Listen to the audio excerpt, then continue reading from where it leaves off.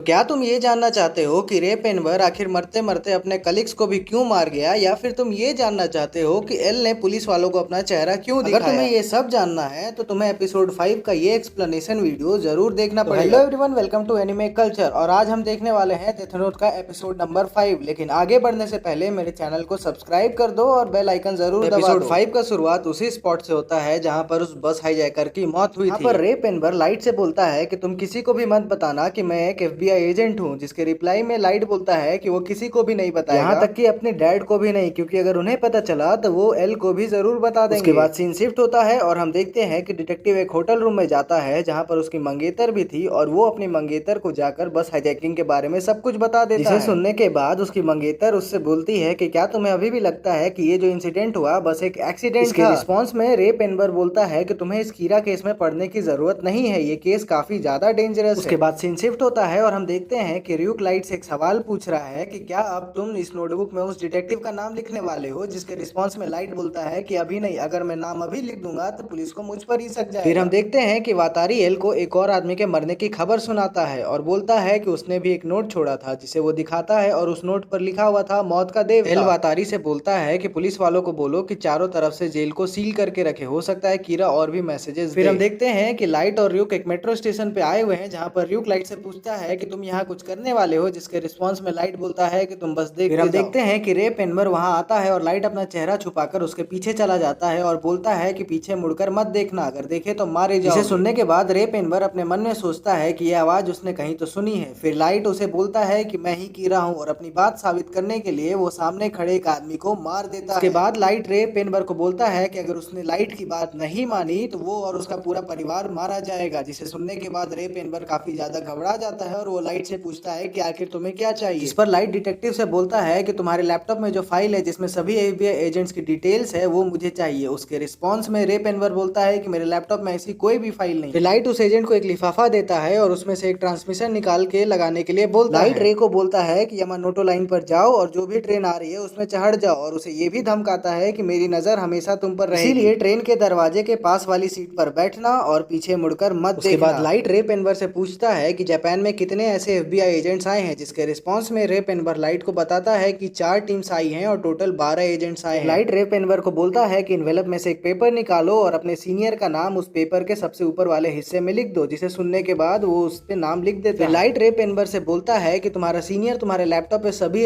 FBI agents के नाम और उनके फोटो भेजेगा, जिसे देखने के बाद तुम्हें उनके नामों को उस पेपर पर लिख देना। जिसे सुनने के बाद रे सोचता है कि आखिर कीरा का मकसद क्या है। फिर लाइट रे पेनवर को बोलता है कि तुम्हें जब भी लगे कि कोई तुम्हें ना देख रहा हो, उसके बाद ट्रेन से उतर जाना और इन्वेलप को ट्रेन में ही रख देना। फिर हम देखते हैं कि रे पेनवर ट्रेन से बाहर निकलता है और उसे दिल का दौरा पड़ जाता है, लेकिन मरते मरते उसने लाइट यागामी का चेहरा आखिर देख ही लिया, जो कि ट्रेन के गेट पर ही खड़ा। अनजाने में ही सही, लेकिन रे पेनवर अपनी कलीग्स की मौत का कारण बन गया, क्योंकि उसी ने डेथ नोट के पेपर्स पर उनके नाम लिखे थे। फिर हम देखते हैं कि एल FBI डायरेक्टर से बात कर रहा होता है, जहाँ पर FBI डायरेक्टर्स एल को ये बताते हैं कि हमारे सारे एजेंट जो कि जापान गए थे वो सभी मारे गए। चीफ यागामी एल को फोन करते हैं और उससे पूछते हैं कि क्या FBI को तुमने हमारे पीछे जांच करने के लिए लगाया था, जिसके रिस्पांस में एल बोलता है कि कीरा को पकड़ने के लिए ऐसा करना जरूरी था। और वहीं पे कुछ पुलिस वाले आपस में ही बात कर रहे होते हैं कि हम एल पर भरोसा नहीं कर सकते। तब तक में एल को एक और मैसेज आता है और उस मैसेज में लिखा हुआ था कि सिनेगामी को सेब खाना पसंद है। इस मैसेज को कीरा नहीं भेजा था। और वहीं दूसरी तरफ हम रे पेनवर की मंगेतर को रोते हुए देख सकते हैं उसी होटल। फिर हम देखते हैं कि चीफ यागामी एक फैमिली मीटिंग कर रहे होते हैं, जहाँ पर वो कीरा और FBI एजेंट्स के बारे में अपने फैमिली मेंबर को बताते हैं, जिसे सुनने के बाद चीफ यागामी की वाइफ यानी लाइट की मम्मी और उसकी बहन काफी ज्यादा घबरा जाती है। दोनों बोलते हैं कि आपको अपने जान की परवाह करनी चाहिए, ना कि नौकरी की। लेकिन यहाँ पर लाइट चीफ यागामी की तारीफ करता है और बोलता है कि अगर आपको कुछ हुआ तो वो कीरा को फांसी के फंदे पे चढ़ा कर ही रहेगा। हम अगले दिन सुबह देखते हैं कि चीफ यागामी बाकी के पुलिस वालों के साथ मीटिंग कर रहे होते हैं, जहाँ पर वो बताते हैं कि कीरा उन सभी को मार देगा जो कि उसके बीच में आए, इसीलिए सिर्फ वही पुलिस वाले इस केस से जुड़े जो कि कीरा को अपनी जान की बाजी लगाकर पकड़ना चाहते हैं। और वहीं दूसरी तरफ रे पेनवर की मंगेतर उसी बस ड्राइवर से पूछताछ कर रही होती है जिस बस में रे पेनवर चढ़ा था। और इस पूछताछ के दौरान उसे इतना तो पता चल ही जाता है कि कीरा उन्हीं पैसेंजर्स में से एक है जो कि उस टाइम पर रे पेनवर के साथ उस बस में मौजूद थे। और दूसरी तरफ हम देखते हैं कि सिर्फ 5 ही पुलिस वाले इस केस को हैंडल करने वाले बचे थे, जिसे देखकर एल बोलता है कि उन्हें बाकी के बचे हुए पुलिस वालों पर काफी ज्यादा भरोसा है। लेकिन पुलिस वाले यहाँ एल को बोलते हैं कि हम अपनी जान जोखिम में डाल रहे हैं, लेकिन हम तो एल का चेहरा तक नहीं जानते, हम ये नहीं जानते कि एल है कौन, तो हम उस पर भरोसा कैसे चीफ एल को बोलते हैं कि क्या तुम पुलिस स्टेशन में आकर इस केस को सॉल्व कर सकते हो हमारे साथ मिलकर, जिसके रिस्पॉन्स में एल पुलिस वालों और चीफ को कुछ टाइप कर दिखाता है अपने लैपटॉप। फिर हम देखते हैं कि चीफ और बाकी के पुलिस वाले एल का ही इंतजार कर रहे थे और उसी के बारे में बात कर रहे थे। तभी चीफ बाकी के पुलिस वालों से बोलते हैं कि एल को कुछ ऐसा ही होने का इंतजार। वो बोलते हैं कि पुलिस वाले लगातार रिजाइन कर रहे थे और यही रीजन है कि कॉन्फिडेंशियल इन्फॉर्मेशन बाहर लीक हो रही थी और इसी कारण हो सकता है एल को हम पर भरोसा नहीं। इसे सुनने के बाद एक और पुलिस वाला अपने आप को इस केस से बाहर कर लेता है क्योंकि उसे ये बात पसंद नहीं आई कि एल को पुलिस वालों पर भरोसा नहीं। हम देखते हैं कि एल एक बड़े से होटल में रुका हुआ था और वहाँ पर चीफ और मात्सुदा उससे मिलने जाते हैं। एल ने ही उन्हें दो के ग्रुप में मिलने आने के लिए बोला था और ये भी बोला था कि हो सके तो 12 बजे के पहले मिलने आइएगा। फिर हम देखते हैं एल को जो कि ये सोच रहा था कि कीरा जब तुम्हें इस मीटिंग के होने का पता चलेगा तो तुम इस मीटिंग के बारे में सब कुछ जानने का ट्राई जरूर करोगे और तभी तुम पकड़े जाओ। वहीं दूसरी तरफ हम लाइट को देखते हैं जो कि ये सोच रहा था कि वो पिछले कुछ दिनों से काफी ज्यादा एक्टिव था और कहीं इसी एक्टिवनेस के चक्कर में उसने कहीं कोई गलती तो नहीं कर दी जिसके कारण वो आगे चलकर पकड़ा जाए। फिर हम देखते हैं कि चीफ यागामी एल के रूम के सामने खड़े होकर उसके रूम के गेट को नॉक करते हैं और एपिसोड 5 यहीं पर खत्म होता है। तुम्हें कैसा लगा ये एपिसोड कमेंट्स में जरूर बताना। अगर मैं अपनी बात करूँ तो मुझे इस एपिसोड का सबसे खास बात ये लगा कि जब रे पेनबर ने अपने ही साथियों को अनजाने में मार दिया। अगर तुम अभी तक इस वीडियो में बने हुए हो तो इस वीडियो को लाइक कर देना और चैनल को सब्सक्राइब जरूर कर देना। तब तक के लिए गुड बाय।